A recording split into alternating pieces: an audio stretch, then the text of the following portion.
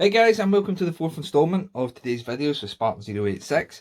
And today we've got another wee buy that I got a hold of, which is the German JagdPanther, or JagdPanther in English. So, a wee bit about this vehicle. As you've probably seen in the many other videos that I've done, either between the Forces of Valor Unimax versions, my own customised versions, the Forces of Valor Waterstones version. This is another one. But I thought, I wasn't really going to put it up, but I thought, why don't I? To show the old version sitting on its block. So if you've seen the new JagdPanther, you'll see that it sits on top of an absolutely brilliant wee plastic outlet that looks like a rocky kind of bit of ground. I think that is the absolute gem for what vehicles should be presented in. Originally, this black block was it. But the one redeeming factor for this little plastic black block was on the side of it you had this little emblem here told you about the vehicle. So this one, German JagdPanther, it was part of the 654th Panzerjäger Abteilung in Normandy 1944, which is amazing bit of information, especially when you're first buying out these vehicles. But now, obviously, you as a collector, you can pick, you can say, well, I know where that vehicle's from, I know exactly what it's doing, I'm going to add my own little thing to it, especially to that little, excuse me, kind of terrain that I've been issued with when I bought the vehicle.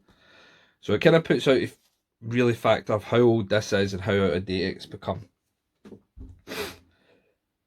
To the actual Forces of Valor vehicle, this JagdPanther is actually surprisingly very rare.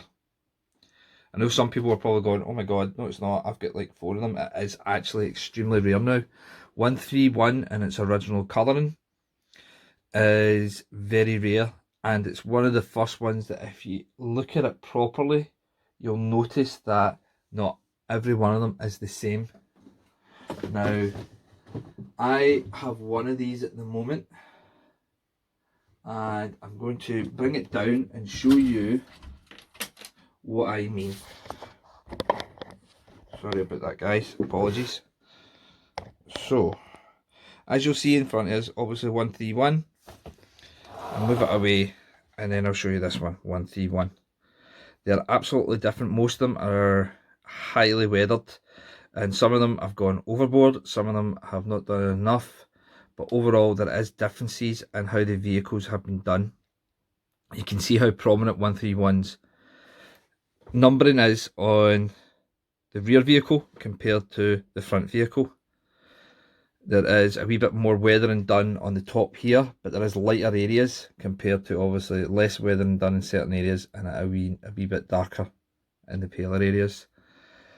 It is a very rare vehicle to get, and if you really do study it, you'll notice there is big differences in how it's done, which I think is brilliant. It's one of the wee redeeming factors I give to Unimax about their vehicles in the beginning. Sorry about that. So I absolutely adore this little vehicle. So I'll give it a wee spin round so you can see this absolute monster of a vehicle.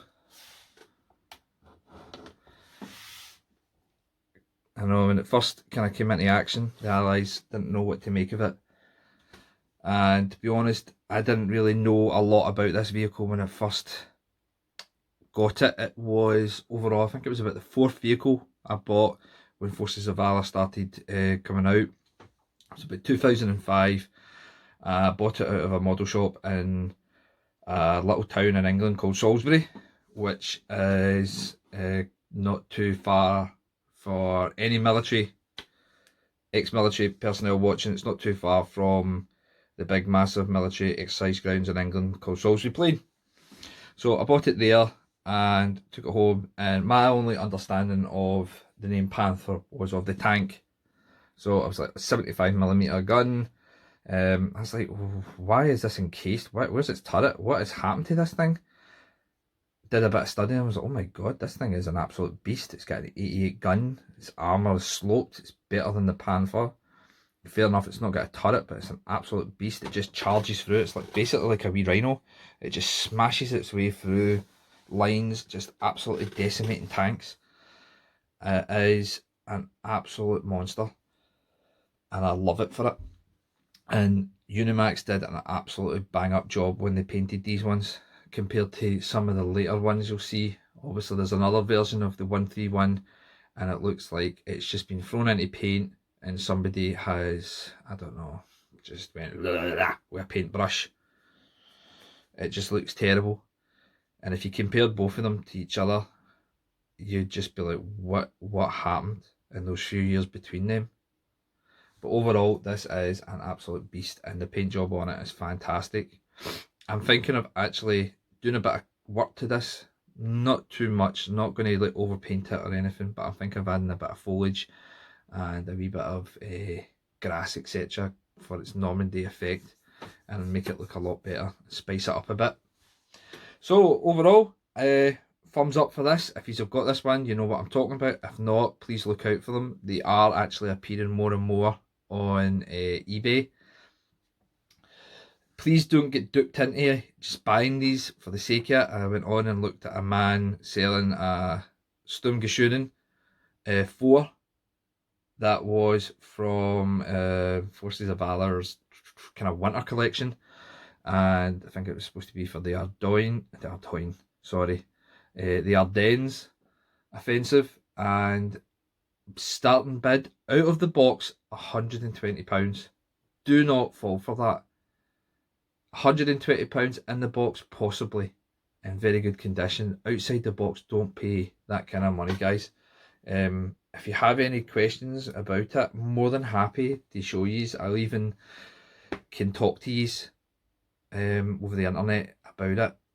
Send you messages and pictures of vehicles and say to you, you know, what is he asking for? I'm more than happy. I don't want people getting duped out of money. If you find a bargain, good on you. That's what I like. I love doing a bit of bargain hunting when it comes to these. But sometimes you just have to pay. Sometimes you just have to pay what they're asking on certain ones. Like this one. This one wasn't particularly cheap, but it wasn't particularly expensive. But overall, it was a good price to get it, especially with the old board. And it is good to show people what the old Forces of Valor used to look like. Now I'm just kind of rabbiting on, so I'll leave you at that, guys. I hope you are all well. This should be the last video tonight. I don't have any upcoming customization work, but hopefully the next video I'm putting up will be of Forces of Valor's early production Tiger 1. And hopefully that will be soon. Like I keep saying to everybody, please like and subscribe. The channel has taken a big boost recently, and I'm absolutely over the moon with it. If anybody has any questions, please comment away.